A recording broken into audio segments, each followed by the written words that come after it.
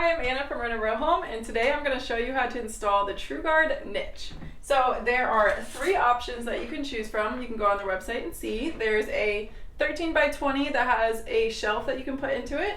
There's a 13 by 13, and then there is a 6 by 13, which is what we did today. So when you do the 6 by 13, there are 3 that come with it, and we're just going to use 2 because that's the layout that we like the best, and they're going to go 1, 2. So I'll show you how we're going to cut that out because we have already put the drywall on, and you can use different substrates. You can use drywall, you can use cement board, but we did drywall because it's cheaper and easier, and then we mudded over it, and then we'll just prime it to seal everything in. So let's show you how to cut it out.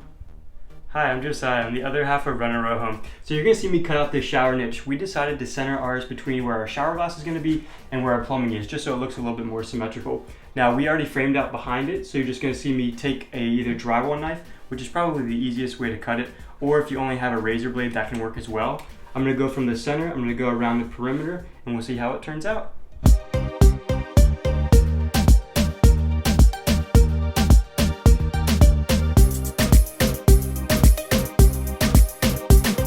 So Josiah cut out the drywall, and this is the framed in niche that you can see. So we framed it in on all 4 sides, including the back, so that we have something to glue our niche into. So here's the niche, and we already put in this top one. So the way that you put this niche in, you just use the Trugard sealant. You put some on the back, the sides, everything, and then just put it in there, and we're good to go. And you can see how this is flush with the drywall here.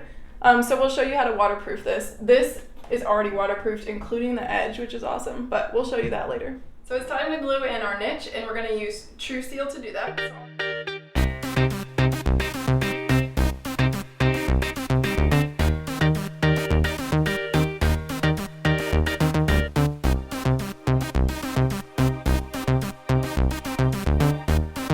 So we got both niches in, and now I'm going to fill in these little gaps between the niche and the drywall with just the True Seal.